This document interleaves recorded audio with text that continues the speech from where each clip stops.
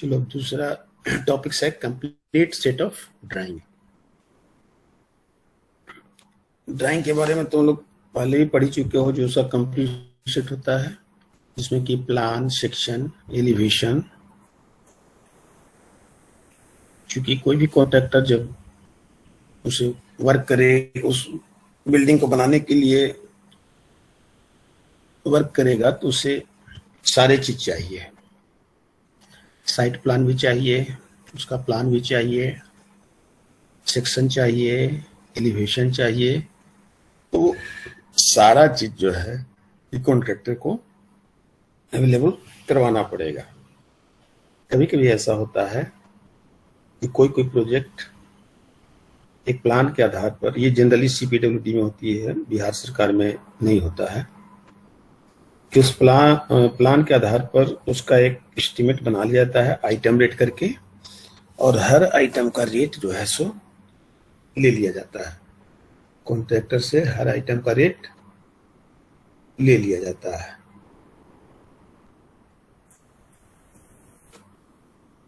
और उसके बाद बोला जाता है कि इसी प्लान के आधार पे आपको आर्किटेक्ट से इसका डिटेल्स ड्राइंग बनवाना है, जिसमें कि प्लान रहेंगे भी, सेक्शन भी रहेगा, एलिवेशन भी रहेगा, स्ट्रक्चरल डिजाइन भी रहेगा, सारी चीज रहेगी। ये जो है कि जो ड्राइंग जो है प्रोवाइड नहीं करना कभी कभी कॉन्ट्रैक्टर के लिए फायदेमंद हो जाता है। इसे कि वो क्या करता है कि आर्किटेक्ट से, चूंकि उसे खुद बनवाना है, उसके लिए उसे टाइम ऑफ एक्सटेंशन भी दिया जाएगा। जितना समय लगेगा उतना काउंट किया जाएगा उसके कंप्लीशन पीरियड में।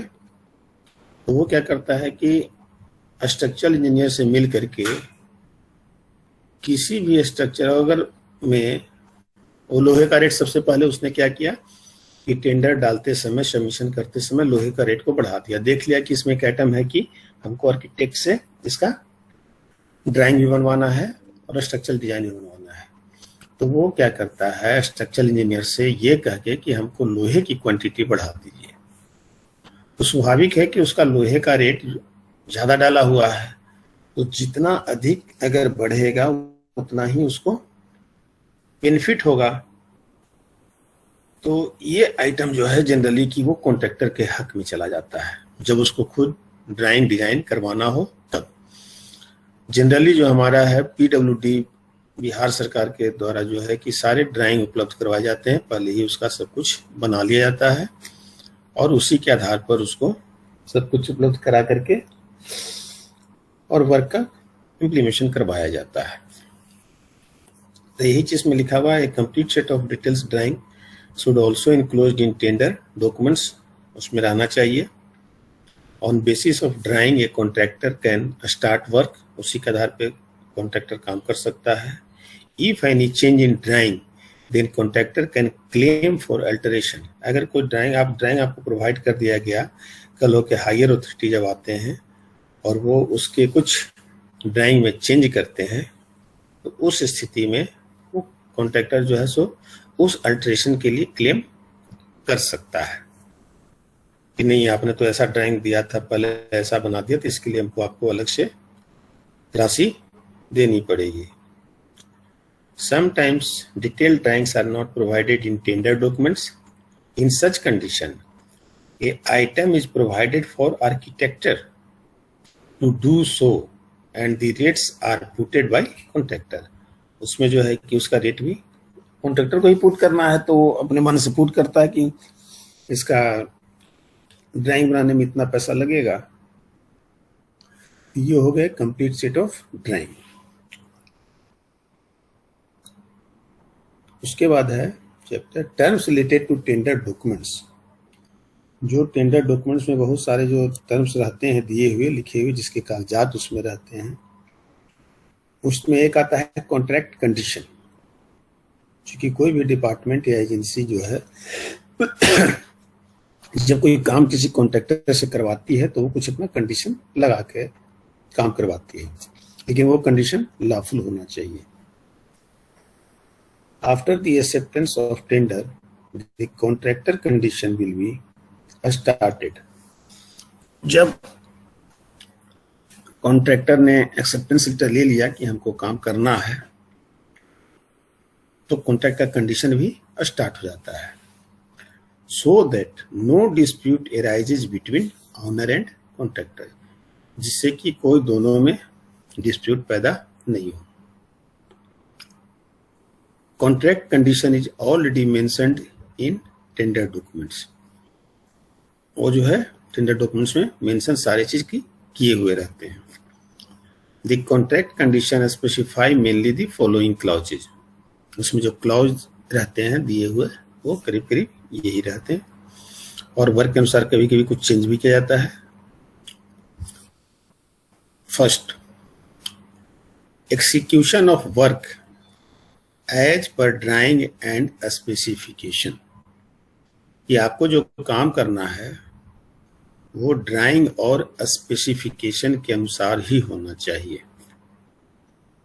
Contractors should study the available drawing and read a specification provided in tender documents। क्योंकि उसको टेंडर कोड करने से पहले ये जो है टेंडर डॉक्यूमेंट्स मिल जाता है, तो वो उसका ड्राइंग और स्पेसिफिकेशन स्टडी कर ले कि उससे उस स्पेसिफिकेशन के अनुसार काम हो सकता है या नहीं। नहीं होगा तो वो टेंडर सबमिट नहीं करेगा। अगर वो सक्षम है तो वो टेंडर सबमिट करेगा। देखो ना के बाद भी सब जो है सो बाद में आता है। Security deposit. द कॉन्ट्रैक्टर में B deposit security deposit is the in form of bank guarantee, NAC, post office, passbook, otherwise. अगर इस तरह से वो जमा कर सकता है अपना सिक्योरिटी डिपॉजिट, क्योंकि ये सारे चीज जमा करने में जो है कि उसे कोई दिक्कत नहीं है, उस पर ऑलरेडी इंटरेस्ट मिलते रहता है, बैंक गारंटी भी, एनएससी भी, पोस्ट ऑफिस में पैसा भी जमा है वो भी, तो उसका भी पेपर वो जमा कर सकता है। नहीं तो फिर उसको 5% to 10% amount of each bill be deducted from each bill amount.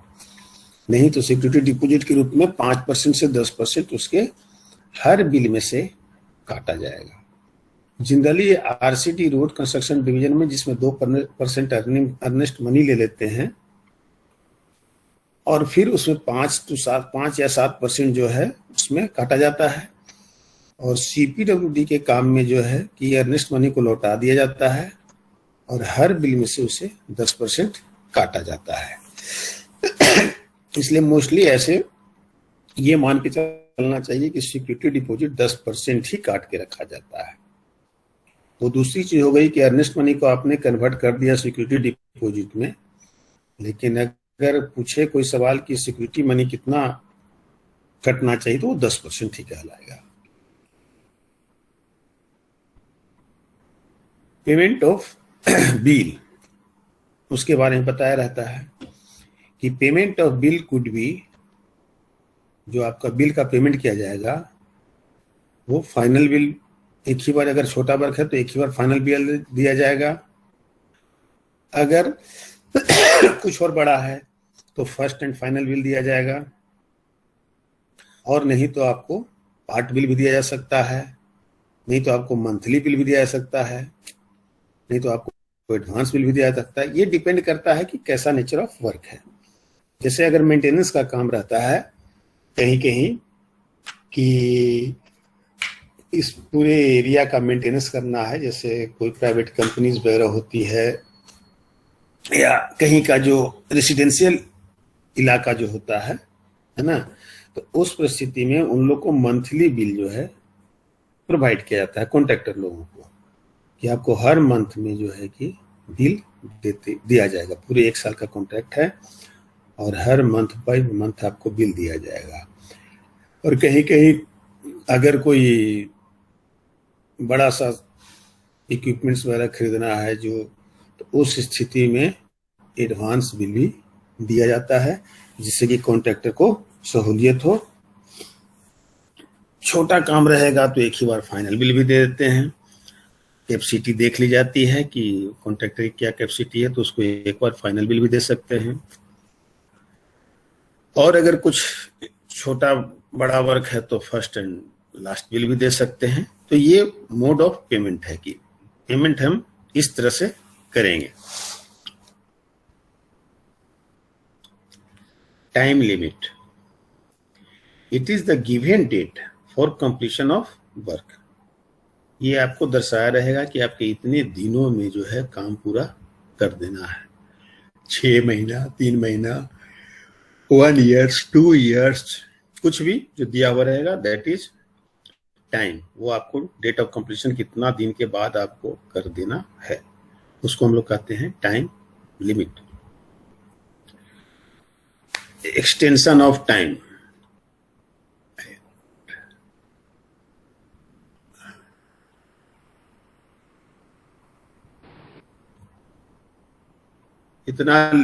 इतना लेट क्यों ज्वाइन करता है मिथिलेश?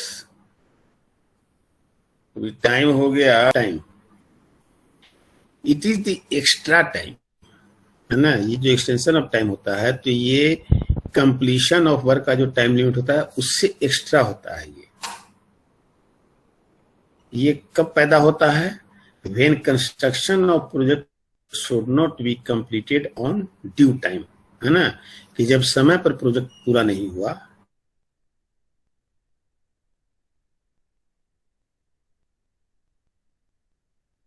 ऑफ टाइम माने it is the extra time for completing the work. It will be considered bye executive engineer. ये जो काम execute कराने वाले इंजीनियर होते हैं वो ये करते हैं कि ठीक है आपको हम एक्स्ट्रा टाइम कुछ दे रहे हैं। अगर उनके समझ में कुछ आ रहा है कि नहीं कुछ एक्स्ट्रा टाइम इसका डिस्टर्ब हो गया है, जो कंप्लीशन टाइम था उसमें से कुछ डिस्टर्ब हुआ है, तो कुछ एक्स्ट्रा टाइम वो उसको प्रोवाइड कर सकते हैं। लेकिन उसका एक रीजनेबल ये होना चाहिए, कंसिडरेशन होना चाहिए। ऐसा नहीं कि ऐसे ही कर देगा। उसके बाद आता है कॉम्पनसेशन ऑफ डिले।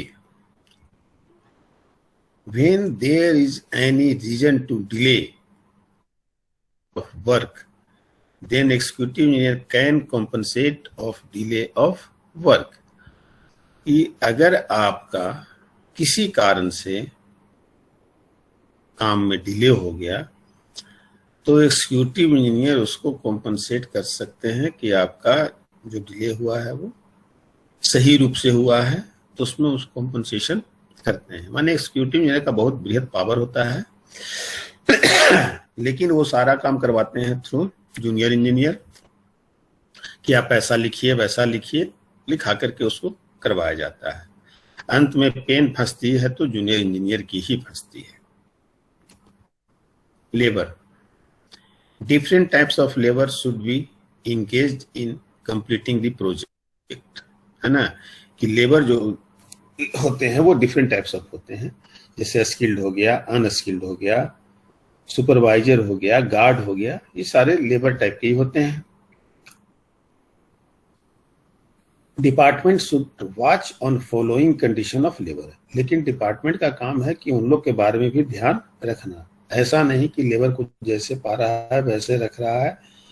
वो उसका डिपार्टमेंट के साथ अगर एग्रीमेंट हुआ है तो उसका भी दायित्व बढ़ जाता है कि हम लेबर के बारे में सोचें।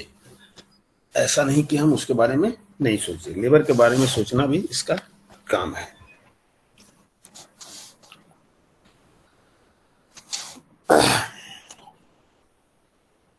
Departmental should watch on following condition of labor. A labor should not be child labor. Labour कभी भी चाइल्ड लेबर नहीं होना चाहिए। Labour payment is being continuously maintained, उसका पैसा सही रूप से मिल रहा है कि नहीं। Provident fund for labour is maintained by contractor, उसका जो पीएफ है वो कॉन्ट्रैक्टर द्वारा मेंटेन किया जा रहा है कि नहीं। चाहे ईएसआई एक होता है वो भी उसके द्वारा मेंटेन किया जा रहा है कि नहीं, वो भी देखना है। ये सारे जो उसमें लेबर एंगेज रहेंगे उनके बारे में सोचना डिपार्टमेंट का काम है, और वो कभी कभी जाके इंस्पेक्शन करते रहता है। आर्बिट्रेशन, अब जब कुछ विवाद हो जाता है दोनों में, तो any arbitration between department and contractor can be solve by mutual agreement, otherwise they can go court because contract is a lawful matter. अगर दोनों में कोई किसी तरह का विवाद हो जाता है तो दोनों एक म्यूचुअल एग्रीमेंट के तहत उसको सुलझा लें, लेकिन अगर नहीं सुलझाते हैं दोनों तो ये मैटर कोर्ट चला जाता है, क्योंकि ये कहा गया है कि कॉन्ट्रैक्ट जो है एक लॉफुल मैटर है। उस स्थिति में अगर दोनों से विवाद नहीं सुलझता है तो कोर्ट कोई भी पार्टी जा सकती है। सुपरविजन ऑफ हायर ऑफिसर, ये सारी चीज में लिखे रहते हैं कॉन्ट्रैक्ट डॉक्यूमेंट्स में। Supervision of higher officers during execution of work, any higher officer can visit the site and he can change the design, change the quantity of work, reject the material, etc. कि अगर कोई higher authority आता है उस काम को देखने के लिए तो वो काम को देख करके कुछ डिजाइन भी चेंज कर सकता है। क्वांटिटी ऑफ वर्क, अगर कहीं पीसीसी का काम हो रहा है तो नहीं इसको और दूर तक ले लो, यहां तक इसको पीसीसी कर दो, चाहे यहीं तक करो, घटा या बढ़ा सकता है। ये हायर अथॉरिटी को पावर दिया रहता है, जो आपके कॉन्ट्रैक्ट डॉक्यूमेंट्स में लिखे रहते हैं कि ऐसा नहीं हो कि कल हो करके इस पर कॉन्ट्रैक्टर कुछ ऑब्जेक्ट कर जाए। रिजेक्ट द मटेरियल, अगर मटेरियल खराब यूज किया जा रहा है तो उस समय वो रिजेक्ट भी कर सकता है।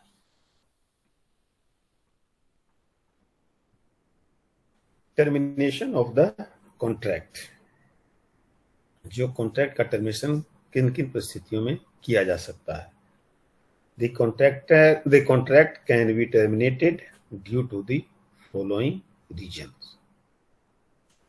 पहला तो हो गया कि बाय म्यूचुअल एग्रीमेंट, अगर दोनों में ये समझौता हो जाता है कि नहीं ये काम करने लायक नहीं है, अगर दोनों पार्टी एक दूसरे समझौता से, तो उस स्थिति में भी कॉन्ट्रैक्ट को टर्मिनेट किया जा सकता है। दूसरा, परफॉर्मेंस ऑफ वर्क, अगर कॉन्ट्रैक्टर का परफॉर्मेंस बेटर नहीं है, डिपार्टमेंट को ऐसा लग रहा है कि इस कॉन्ट्रैक्टर से ये काम अच्छी क्वालिटी का नहीं हो सकता है, तो उस परिस्थिति में भी उस कॉन्ट्रैक्ट को टर्मिनेट कर सकता है। लैप्स ऑफ टाइम, अगर बहुत ज्यादा टाइम बीत गया है सारा प्रोसेस वगैरह करने उड़ने में, तो उस परिस्थिति में भी जो है कि कॉन्ट्रैक्ट को टर्मिनेट किया जा सकता है। इसके बाद 11 point, deviation from contracts and extra. After mutual agreement और with help of clause, contractor can do deviated और एक्स्ट्रा वर्क। अगर दोनों में एग्रीमेंट होता है और कोई क्लाउज इसमें वैसा लगाया हुआ है तो कॉन्ट्रैक्टर को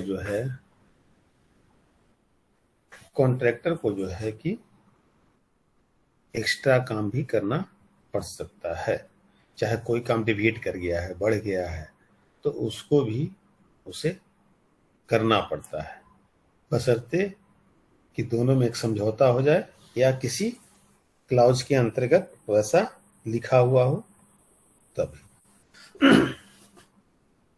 तो अब होता है कि अब कभी कभी ऐसा होता है कि कॉन्ट्रैक्टर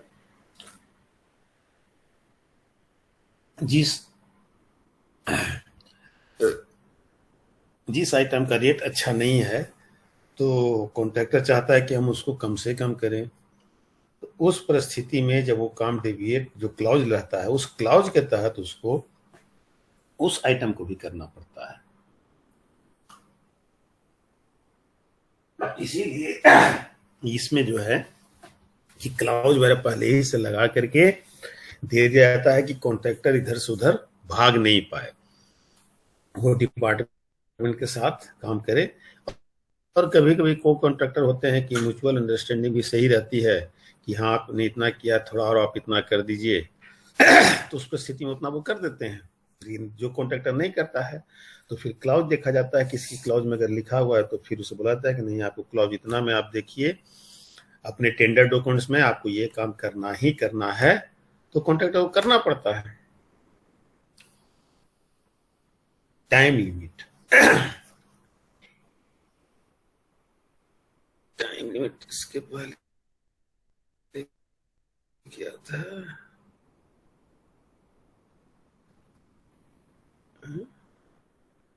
टाइम लिमिट 2 बार हम लिखे हैं। टाइम लिमिट होता है नंबर ऑफ वर्किंग डेज, कितने दिनों आप काम करते हैं, कैलेंडर मंथ, कितने कैलेंडर मंथ में आप काम करना है।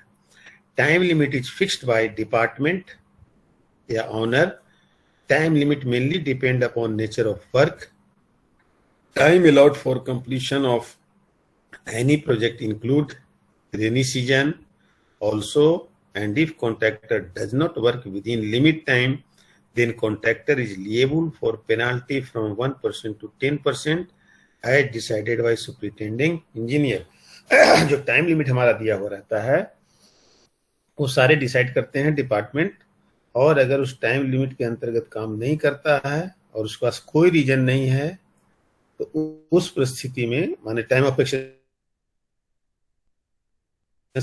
का कोई रीजन नहीं है, तो उस स्थिति में जो है कि 1% to 10% जो है उस पर पेनाल्टी किया जा सकता है। तो सिक्योरिटी डिपॉजिट 10% रखने का भी कारण सबसे बड़ा ही सब होता है कि उसको बिल अप टू डेट हो गया और अगर समय को उसने पार कर दिया, काम पूरा नहीं किया, तो उस स्थिति में वो सिक्योरिटी डिपॉजिट उसकी जब्त कर ली जाती है।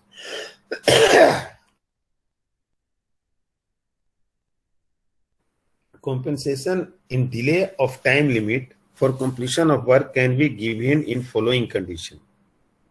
जो compensation हम लोग देते हैं, जो डिले होता है, तो ये सब कारणों से देते हैं।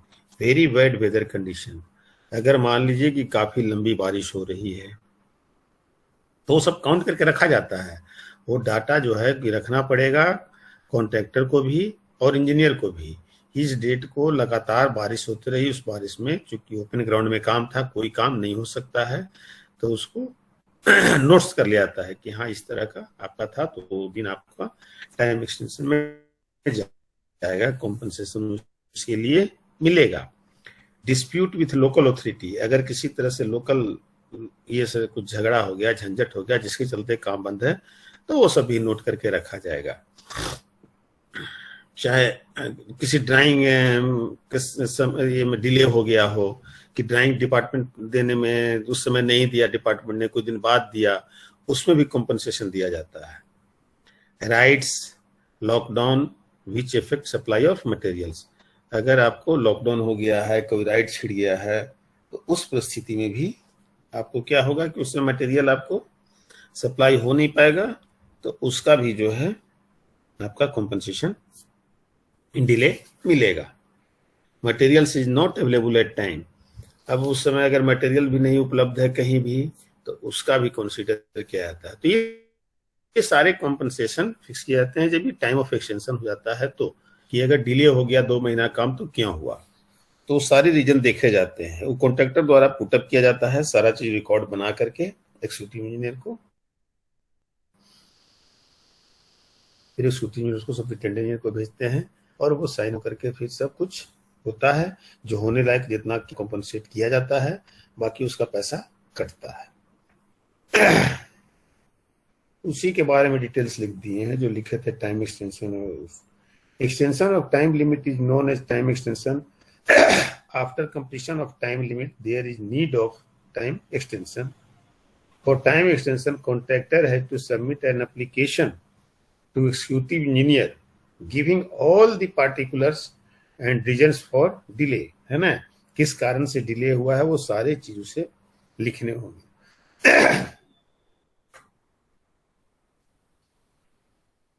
The executive engineer considers the requests and verifies the reason for delay in execution of work. Therefore, he grant an extension of time on reasonable ground. जब वो देख लेता है कि हाँ भाई रीजनेबल इसका है, इसको समय मिलना चाहिए, तभी वो ग्रांट करता है कि इसको टाइम ऑफ एक्सटेंशन दिया जा सकता है। और अपने हायर अथॉरिटी से प्रिटेंडिंग इंजीनियर से भी उसके लिए वो उसको ये लेना पड़ता है, ऑर्डर लेना पड़ता है। पेनाल्टी क्या होता है? कॉन्ट्रैक्टर को पेनाल्टी भी लगता है। पेनाल्टी इज ए फाइन और an amount of compensation for non fulfilment of term and condition in contract. जो पेनाल्टी है ये एक तरह का फाइन है कॉन्ट्रैक्टर के ऊपर कि आपने टर्म एंड कंडीशन को फुलफिल नहीं किया। तो टर्म एंड कंडीशन में तो बहुत सारे चीज आ जाते हैं, तो उसमें जैसे समय पे पूरा करना ये भी टर्म एंड कंडीशन में है, काम को स्पेसिफिकेशन के साथ करना ये भी टर्म एंड कंडीशन में है। इसका मतलब कि आप अगर टर्म एंड कंडीशन का फुलफिलमेंट नहीं करते हैं तो आपको पेनाल्टी लग सकता है। Its proportion will depend upon loss suffered by other party या डिपार्टमेंट। ये डिपेंड करता है कि आपका कितना का लॉस हुआ, लेकिन पेनाल्टी दोनों तरफ होता है, ये भी ध्यान देने की बात है। कभी कभी कॉन्ट्रैक्टर भी पेनाल्टी ठोकता है गवर्नमेंट के ऊपर कि वो अगर मान लीजिए कि कोई बहुत बड़ा प्लांट बैठाए हुए है आपके साइट पे, आपने काम किसी ड्राइंग या डिजाइन के कारण रोक दिया है, तो उस परिस्थिति में वो डिपार्टमेंट के ऊपर ठोकता है कि मेरे इतने टेक्निकल स्टाफ, मेरा इतना करोड़ों का मशीन ये जो यहाँ बैठा हुआ है, तो इसका हर्जाना कौन देगा। तो उस स्थिति में वो डिपार्टमेंट पर भी पेनाल्टी कॉन्ट्रैक्टर भी ठोकता है कि नहीं हमको इतना पैसा मिलता है उसे अगर रीजनेबल रहा तो। और डिपार्टमेंट भी कॉन्ट्रैक्टर से ले सकती है कि जब वो टर्म एंड कंडीशन को फुलफिलमेंट नहीं किया तो दोनों स्थिति में पेनाल्टी होती है। If a contractor does not work as per a specification or bad workmanship, then he can be penalized for bad work or unsatisfactory work, है ना, उसको पेनाल्टी ले लिया जाएगा बैड वर्क और अनसेटिस्फैक्टरी वर्क के लिए। The work not as per specification can be dismantled. जो स्पेसिफिकेशन का नहीं हुआ उसको डिसमेंटल भी कराया जा सकता है। And reconstructed from other agency, और जो है कि फिर उस पर पेनाल्टी वगैरह लगा करके या पैसा उसका रोक के किसी दूसरे एजेंसी से भी करवाया, but amount shall be recovered from first agency. पैसा उसका फर्स्ट एजेंसी को देना होगा। The penalty can be from 2% to 10%, है ना, कि 2% से 10% जो है इसमें पेनाल्टी लगता है अगर इस तरह का आपने काम किया है तो। And it can be forfeited by contractor in form of material, tools and plants और सिक्योरिटी डिपॉजिट। और ये कॉन्ट्रैक्टर से जाता है, जो उसका मटेरियल वहां पड़ा रहेगा उसको रोक दिया जाएगा, उसके टूल एंड प्लांट्स को रोक दिया जाएगा, या फिर वो पैसा दे, और नहीं तो उसका सिक्योरिटी डिपॉजिट से उसको कट कर लिया जाएगा। अब डिफेक्टिव मटेरियल्स एंड वर्कमैनशिप, अगर वो उसके बारे में भी लिखा हुआ रहता है। During construction of work sometimes it is found that contractor is using defective material. ऐसा देखा गया है कि कंस्ट्रक्शन होते समय कभी कभी जो है, कभी कभी क्या, या कहो कि हमेशा ऐसा ही होता है, तो नियम कानून लिखा है हमेशा ऐसा ही होता है कि वो डिफेक्टिव मटेरियल ही यूज करता है। सिर्फ हमारे इंजीनियर जब आते हैं चेक करने उस समय वो सही दिखा देता है, और उनके एब्सेंट में हमेशा जो है सो डिफेक्टिव मटेरियल यूज करता है। During construction of work sometimes it is found that contractor is using defective material and imperfect workmanship, then after supervision of officer, contractor is liable to remove such type of defective materials and defective work। कि अगर मान लीजिए office अगर वैसा कोई material, वो defective material या defective workmen's किए हुए है, तो उस परिस्थिति में आपको जैसे ही अगर ऑफिसर कहता है तो कॉन्ट्रैक्टर को जो है कि वैसा मटेरियल को वहां से तुरंत हटा देना है, और जो आपने डिफेक्टिव वर्क किया है उसको भी तो आपको तुरंत दूर करना है। ये दोनों काम उसको कॉन्ट्रैक्टर को करना पड़ेगा।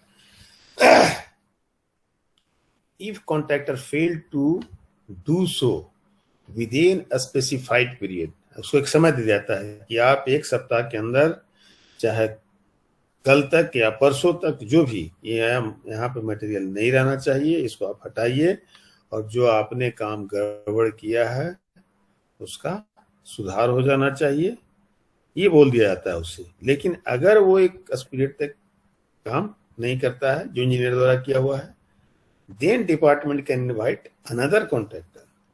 उस परिस्थिति में डिपार्टमेंट जो है दूसरे कॉन्ट्रैक्टर को बुला सकता है, and do this work at cost of previous contractor, और उसी दर पर उसको काम करने के लिए कह सकता है कि आप काम छोड़िए, मैं दूसरे कॉन्ट्रैक्टर से करवा लूंगा और इसी रेट पे करवा लूंगा।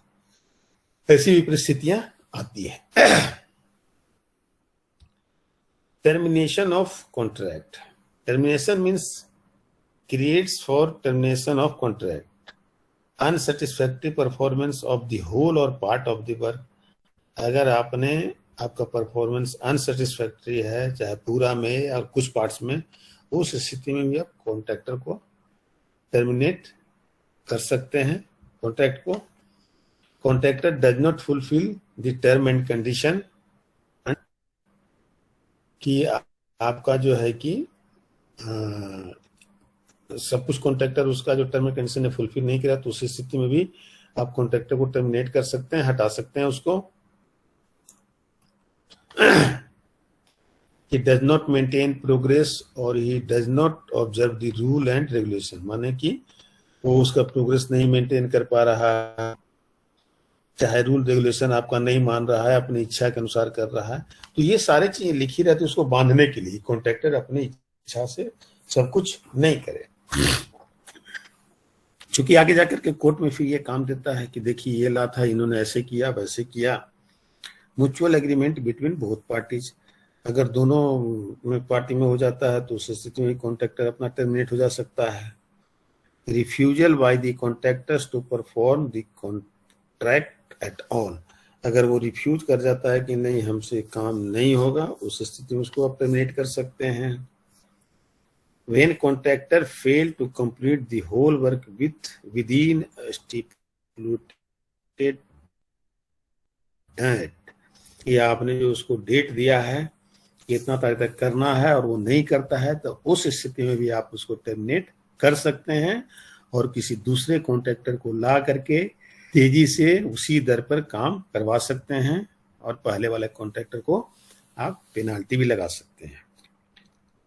When contractor does not change in his performance after depositing 10% penalty, अगर मान लीजिए कि 10% पेनाल्टी भी आपने काट लिया है कॉन्ट्रैक्टर से, उसके बाद भी अपना परफॉर्मेंस अगर कॉन्ट्रैक्टर चेंज नहीं कर रहा है, जैसे रवैया उसका पहले था वैसा ही बाद में भी रवैया है, तो उस परिस्थिति में भी आप कॉन्ट्रैक्टर को टर्मिनेट कर सकते हैं।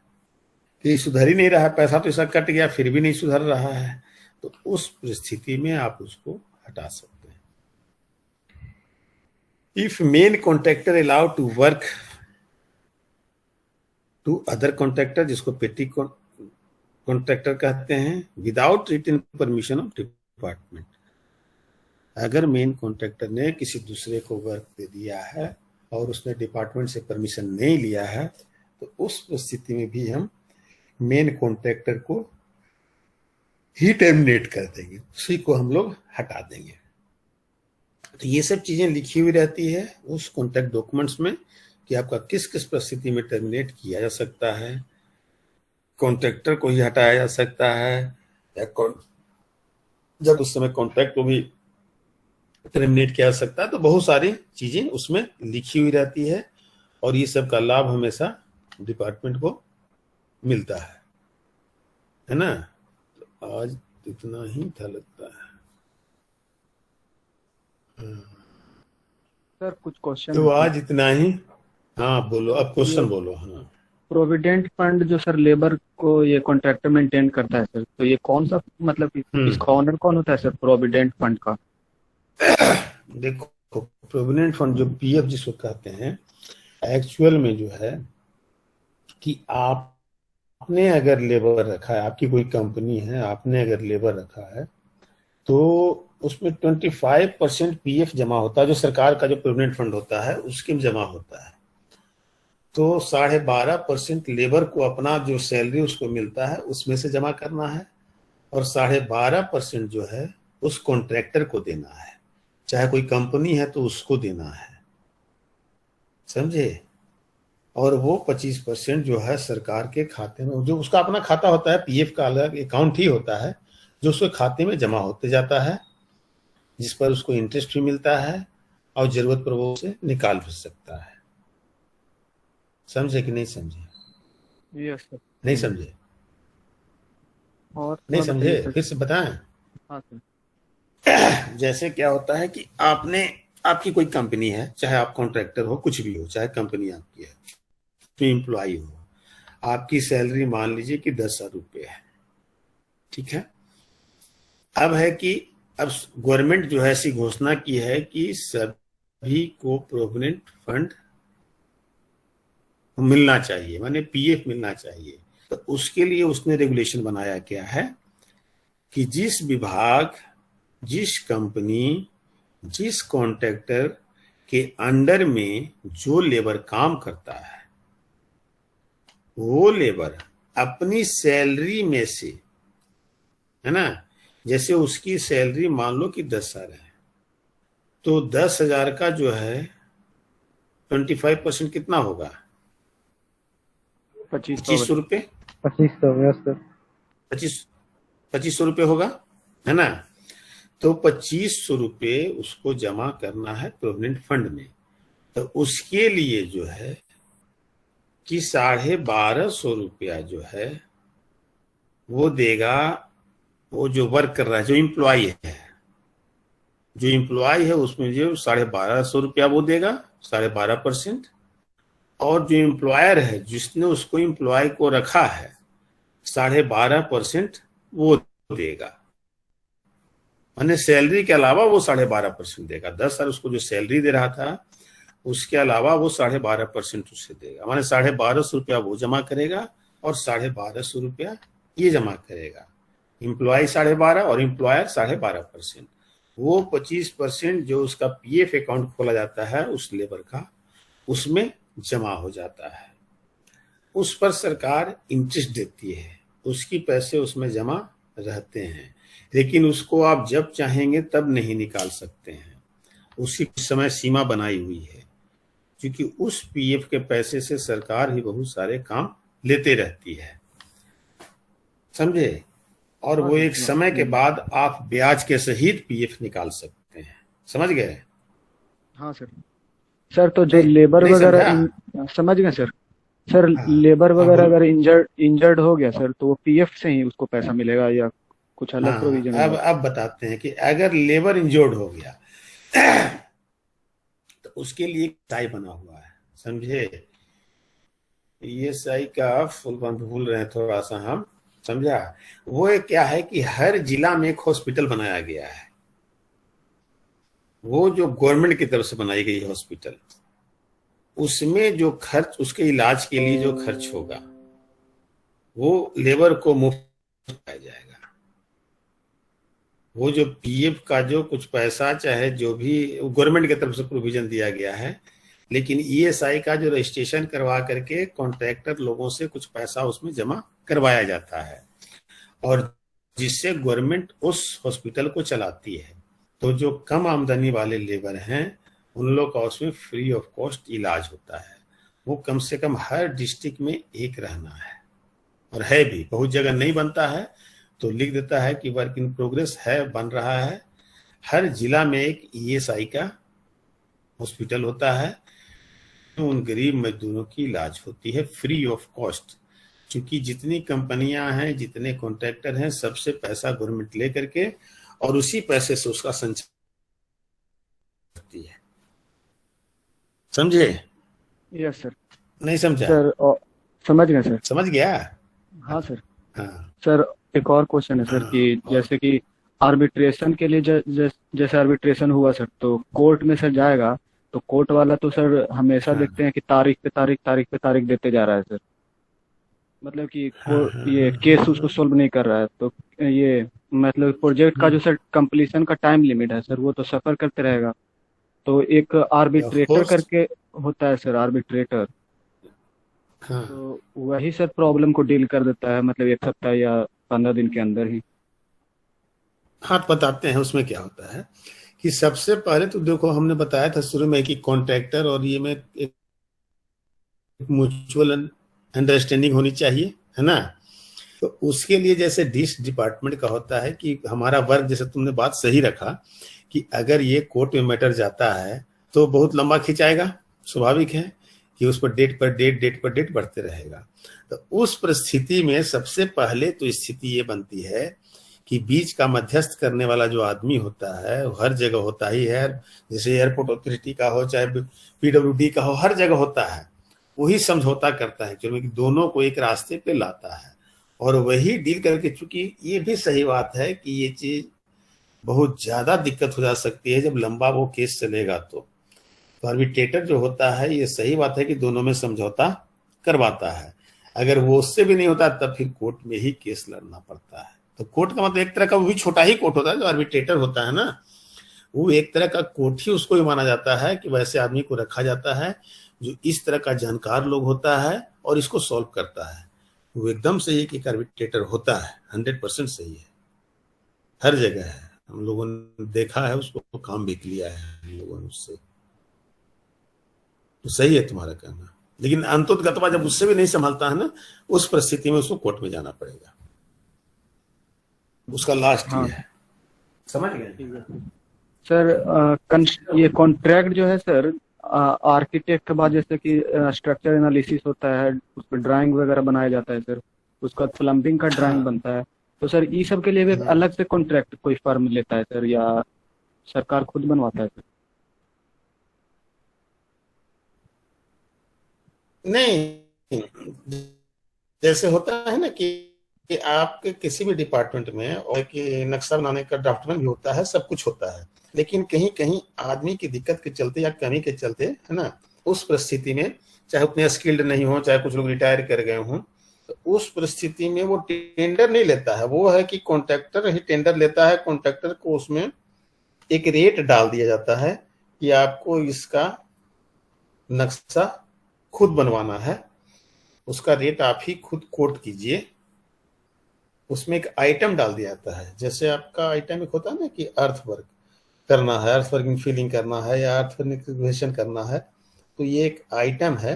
तो उसी तरह उसमें लिखा हुआ रहता है कि आपको एक डिजाइन नक्शा बनवाना है, ड्राइंग बनाना है, और उसको किसी भी गवर्नमेंट अप्रूव्ड, माने AICTE अप्रूव्ड इंजीनियरिंग कॉलेज से आपको उसका वेटिंग करवाना होता है कि जो आर्किटेक्ट प्राइवेट वाला जो बना के आपने नक्शा लाया है ना, वो गवर्नमेंट कॉलेज का इंजीनियर लोग उसको ओके करके देता है, तब वो अप्रूव माना जाता है। ऐसे कोई आर्किटेक्ट ठेका नहीं लेता है। वो एक होता है कि जैसे कभी कभी होती है कि जैसे बिहार सरकार है, तो बिहार सरकार के बहुत सारे विभाग हैं। तो उस स्थिति में कभी कभी क्या होता है कि कोई भी, अब उसके क्या, मान लो कि उस तरह के स्किल्ड पर्सन नहीं है, है ना, यस सर। उस परिस्थिति में वो क्या करती है कि किसी आर्किटेक्ट से संपर्क करके, है ना, अपना जितना उसके पास प्रोजेक्ट होता है, किसी आर्किटेक्ट से संपर्क कर करके और उससे जो है कि सारे नक्शा स्ट्रक्चर बनवाते रहती है। उसको उसके जगह एवज में उसका पैसा भी दिया जाते रहता है। मानो वो, हाँ कहो कि फी कॉन्ट्रैक्ट भी एक तरह से होता है कि फी कॉन्ट्रैक्ट उसको मिलता है कि आपको हमको ये नक्शा, वो डिपार्टमेंट जब करती है तो। पर्सनल करोगे तो दूसरी बात हो गई कि प्राइवेट से आप बात किए फिर इंजीनियरिंग कॉलेज से करवाए, लेकिन जब डिपार्टमेंट संपर्क करती है वैसे आर्किटेक्ट से, तो उस परिस्थिति में वो उसको फी कॉन्ट्रैक्ट देती है कि आपको हम फी देंगे इसका, हमें आप, और आपको पूरा संचालन करना होगा कि शुरू से अंत तक जब ये वर्क एक्सिक्यूट हो, ड्राइंग तो आपने बनाया ही है, सब कुछ किया है, वर्क जब फुल्ली कंप्लीट हो जाएगा तब तक आपको इसका सुपरविजन करना होगा। ऐसा भी काम होता है। ठीक है। हाँ सर। सर अंकल का एक फर्म था, तो उनको सर देखते हैं कि दिन भर रात भर खाली स्ट्रक्चर एनालिसिस और ऑटो कैड पे ड्राइंग वगैरह बनाते रहते हैं। वो सर कंस्ट्रक्शन का काम नहीं करवाते हैं सर, सिर्फ उनका फर्म जो है यही सब काम करता है सर, मतलब ड्राइंग बनाना, क्या स्ट्रक्चर करता है उनका एनालिसिस। फर्म, बता। पहले अच्छा, आर्किटेक्चर ड्राइंग। हाँ आर्किटेक्चर जो है ना हाँ सर, वो हाँ देता है ड्राइंग। हाँ उसके बाद वो स्ट्रक्चर हाँ। एनालिसिस करते हैं और ड्राइंग बनाते हैं सर उसका, मतलब कंप्यूटर पे। तो किसको देते हैं? और वो देते हैं सर, किसको ये देते हैं? प्लम्बिंग वाले को देते हैं सर, ड्राइंग बना किसको? के। Plumbing, plumbing sir. वो ड्राइंग, हाँ हाँ, किसको देते हैं? मतलब प्रोजेक्ट उनके पास यही प्रोजेक्ट ही आता है सर उनके फर्म में, हाँ, तो सिर्फ ड्राइंग जैसे बनाना सर। प्रोजेक्ट उनके पास देते, माने गवर्नमेंट प्रोजेक्ट देते रहती हाँ है। हाँ, गवर्नमेंट प्रोजेक्ट देते रहती है सर, गवर्नमेंट प्राइवेट सब अच्छा, सर। प्लम्बिंग का ना? हाँ हाँ, मतलब कि गवर्नमेंट प्राइवेट वो सब देती है, प्लम्बिंग का प्रोजेक्ट देते हैं। स्ट्रक्चर लेकिन वो एनालिसिस करते हैं तो माने, वो प्लम्बिंग का। हाँ सर बताइए। हाँ वो माने कि उसका फिर देखभाल नहीं करते हैं, खाली बना के दे देते हैं। हाँ सिर्फ ड्राइंग वगैरह ये सब बनाने का काम उनका है सर। नहीं तो मान लो कि कहीं अगर कुछ चेंजिंग आती है, मान लो कि अब कहीं पे देखो, जो कुछ एक थ्योरी और एक प्रैक्टिकल दोनों में अंतर होता है कि हमने जो उसको अगर, लेकिन अगर साइट पर प्रॉब्लम आती है तो उस परिस्थिति में क्या वो नहीं जाते हैं? हाँ जाते होंगे सर, जब तक प्रोजेक्ट कंप्लीट नहीं होता तब तक उनको हाँ, वही चेंजेस मेरा वगैरह। कहना है कि जब हाँ सर। जब तक प्रोजेक्ट कंप्लीट नहीं होता है तब तक उनको देखना पड़ता है। जैसे मान लो कि आज तुम्हारा ये हॉस्टल ही बन रहा है ना? तो ये हॉस्टल बन रहा है तो इसके आर्किटेक्ट जो हैं वो अलग हैं, जो इसका ड्राइंग डिजाइन बनाए हैं। तो अब साइट सिलेक्शन से लेकर के और कंप्लीशन तक उस आर्किटेक्ट को देखना होगा। उन्होंने बना के तो दे दिया, अब बना के उन्होंने दे दिया, लेकिन जब तक प्रोजेक्ट पूरा नहीं होता है तब तक उनका यूज उसमें है, बुलाया जाता है। कि जैसे अभी हो रही थी कि जो हॉस्टल बन रहा था, तो जैसे पहले बना हुआ था कि उत्तर दक्षिण, शायद वो चेंज कर गया कि नहीं यहाँ ऐसे दिक्कत आ रही है, तो शायद चेंज कर गया है, तो आर्किटेक्ट को बुला करके ही उसको करवाया गया। तो स्वाभाविक है कि वो फी कॉन्ट्रैक्ट के रूप में उसको रखा जाता है कि हाँ भाई हम इतना फी देंगे, हम इतना डिजाइन बना दीजिए, ड्राइंग बना दीजिए, जो भी है स्ट्रक्चर का चाहे जो भी। और जब तक वर्क कंप्लीट नहीं होता है तब तक आपको कभी न कभी, इसे वर्क तो करवाती है डिपार्टमेंट, काम को कॉन्ट्रैक्टर करता है, लेकिन कभी कभी आर्किटेक्टर की जरूरत पड़ती है तो आर्किटेक्टर को आना पड़ता है उस परिस्थिति में। ऐसा नहीं कि उसको रोज जाके सुपरविजन करना है, उसको जो है कि उस ड्राइंग के अनुसार अपना काम सब कुछ, उसमें ऑलरेडी तो टेक्निकल लोग लगे रहते ही हैं तो काम करवाते ही हैं। लेकिन जहां कहीं पर अगर उस तरह का स्थिति पैदा हो जाती है तो उस स्थिति में आर्किटेक्ट को बुलाया जाता है। जब आप कुछ डिविएट करना चाह रहे हो वर्क से, चाहे वर्क के जो डिजाइन से डिविएट करना चाह रहे हैं, चाहे आपकी मन में कुछ बातें उठ रही है, तो उस स्थिति में जिसने ड्राइंग बनाया उसको बुलाना पड़ता है। ठीक है ना? वही चीज करते होंगे तुम्हारे चाचा भी अगर बनाते होंगे तो कभी कभी जाना पड़ सकता है, डेली थोड़े जाते हैं कभी। हाँ वैसे सर, वो लोग तो ऑलरेडी ऑफिशियल काम करते हैं ना, तो साइट पे नहीं रह सकते हैं ना, लेकिन कभी कभार है ना, महीना में एक दिन, साल 6 महीना पर एक दिन, इस तरह से उन लोग कभी कभी जाते हैं, हमेशा उन लोग साइट पे नहीं जाते हैं। हाँ सर। सर जो कल बुक का फोटो भेजे थे सर, तो हाँ उसमें हाँ से हाँ, वो गलत है दिया हुआ, जो कल बुक का गलत है ना फोटो सर? भेजा हम्म। है ना।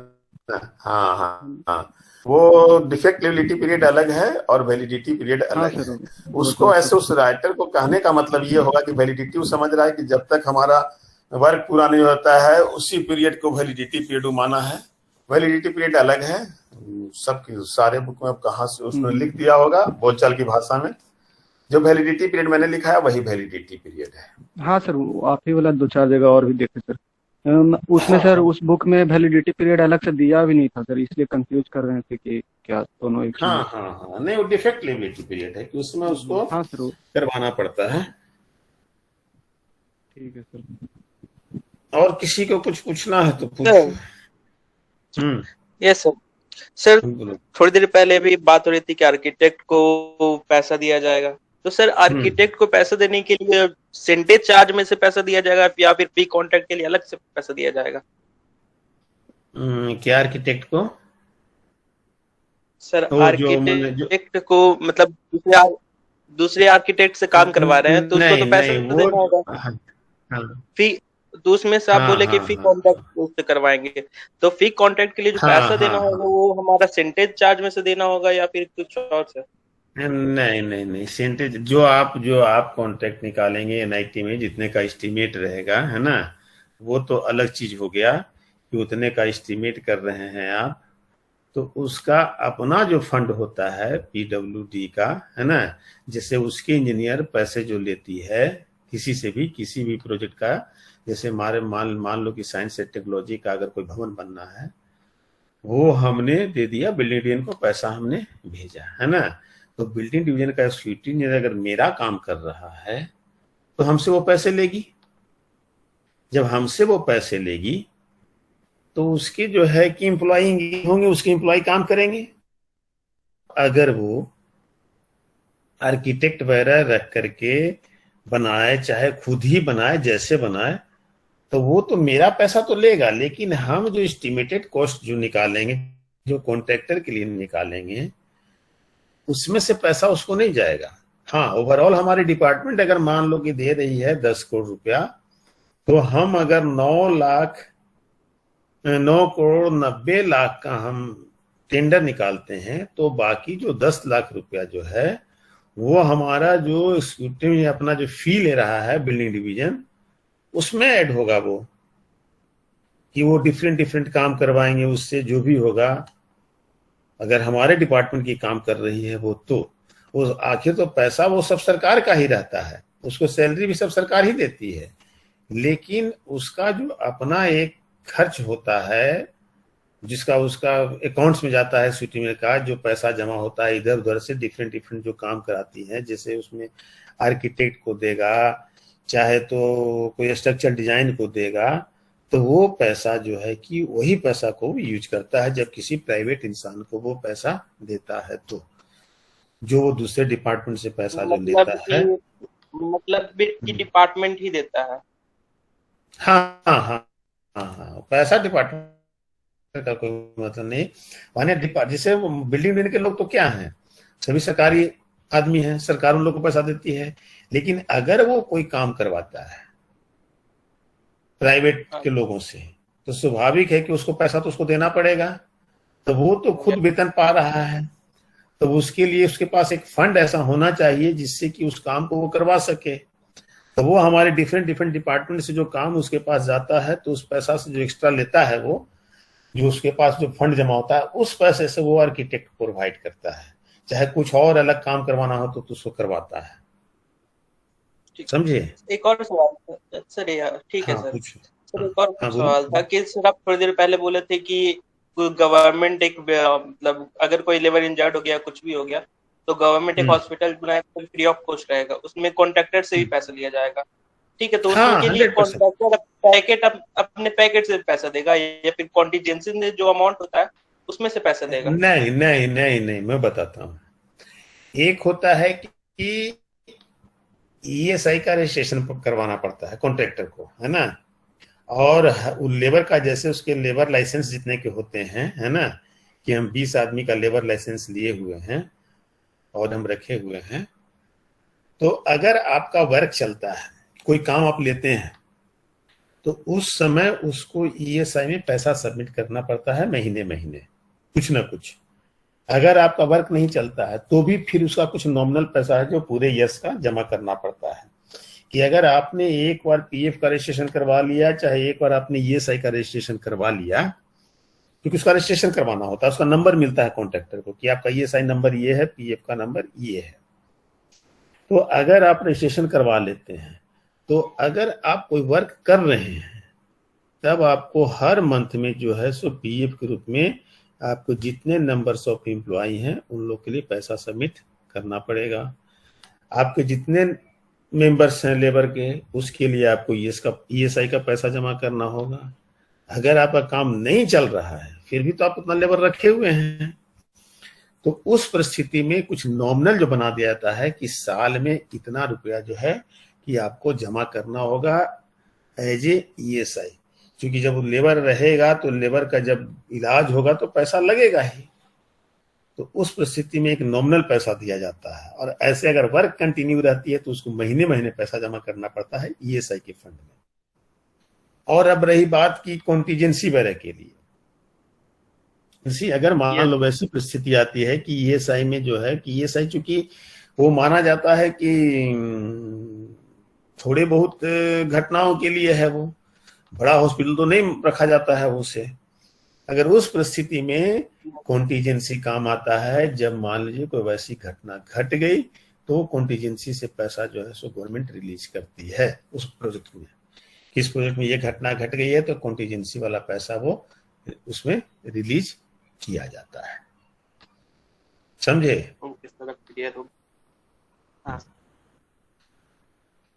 और कुछ किसी को नहीं? अब बंद करें, फिर सेकंड क्लास भी है।